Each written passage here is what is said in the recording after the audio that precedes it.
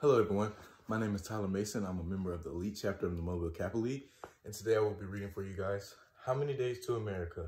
A Thanksgiving Story by Eve Bunting, illustrated by Beth Pitt.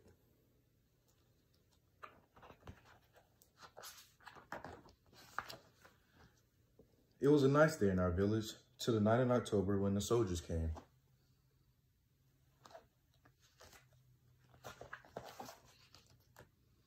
My mother hid my little sister and me under the bed. When I peered out, I could see my mother's feet in their black slippers and the great muddy boots of the soldiers.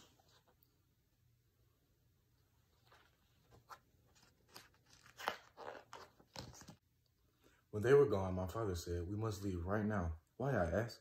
"Because we do not think the way they think, my son. Hurry." He would not let us take anything but a change of clothes.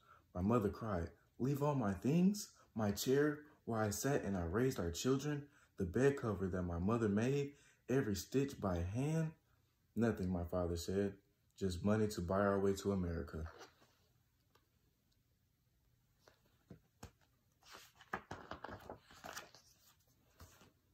The word America was not new to me.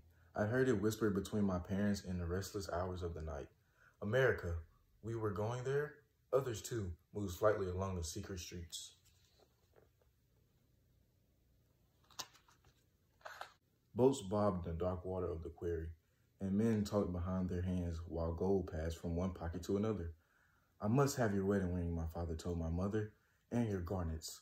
My mother took her ring from her finger and the necklace from its little bag, buried deep in her bundle. She did not speak. My father said, "We would leave while it is still dark." "How many days to America?" my little sister asked. "Not many," my father said. "Don't be afraid."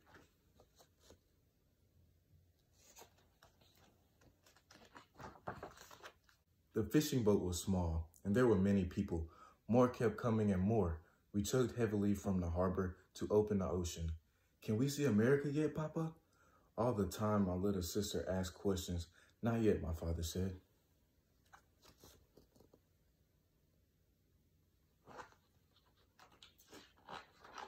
We were an hour from shore when the motor stopped. The men crowded the engines. "A part is broken and cannot be fixed," my father told my mother, and her face twisted the way it did when she closed the door of our home for the last time. The women made a sail by knotting close together, and when they pulled it high, I saw my father's Sunday shirt blowing in the wind. But the sail carried us back to our own shore, and men shouted at us from the cliffs. At last, we got the boat turned in the right direction. "How many days to America now?" my little sister asked. "More, my small one," my father said, and he held us close. I saw him look at my mother across our heads.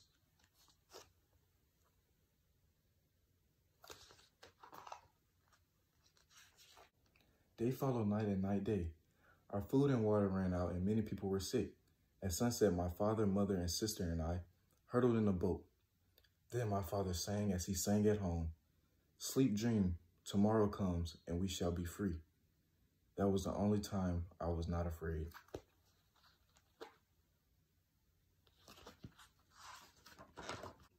By day, we fished and shared the catch.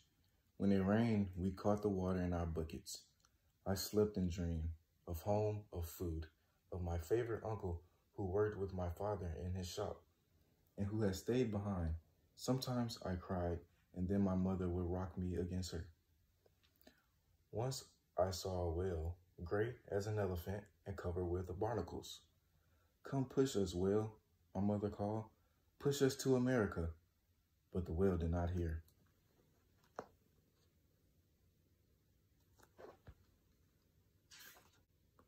Once a boat came, rowing close on the wings of foam, and we were filled with joy, but not for long.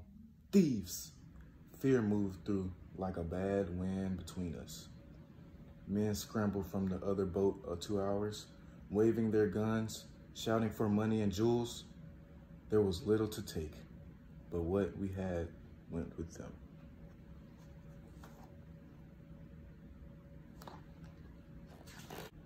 Once there was a shout of "Land!" and we crowded the railing.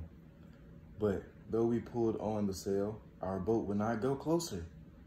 "We will swim for help," my father said, and he and two others jumped into the water. "No!" my mother cried. but they were gone already. When at last we saw them rise on the green roll of the surf, saw them carried to shore, we danced and cheered. But there were soldiers on the rocks. Everyone was quiet, and my mother gripped my hand. "They are bringing them back," she whispered.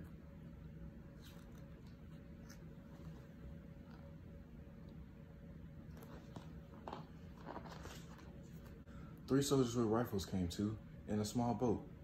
They brought us water and fruit, but they did not speak or smile as they tossed it into our waiting hands. "Was it not the right land, Papa?" I asked as the soldiers pulled away. "Will it not do?" "It would do, but they will not take us," my father said. My sister tugged at his arm. "They don't like us?" "It is not that." He did not explain what it was.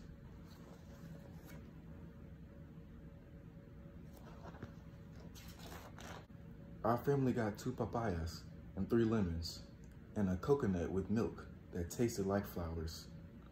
The sea was rough that night, and my father's song lost itself in the wind. I said the words as the stars dipped and turned above our heads. Tomorrow comes, and we shall be free."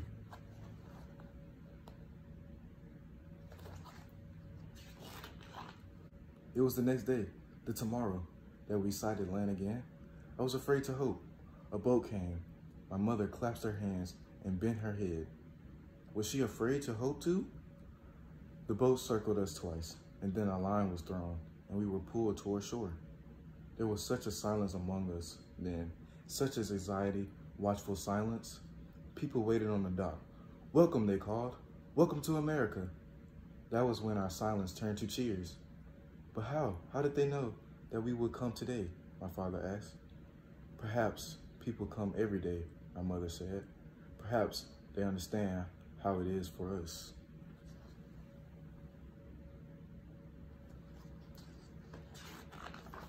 There was a shed warm from his sun on his own tin roof. There were tables covered with food.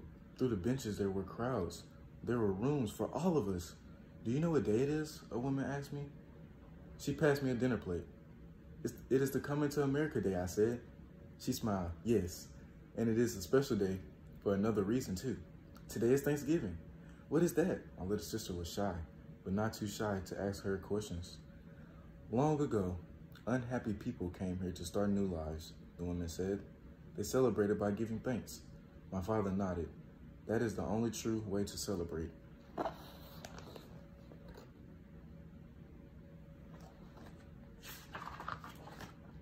We joined hands and closed our eyes while my father gave thanks that we were free, safe, and here.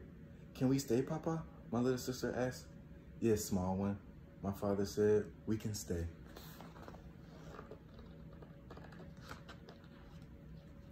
The end.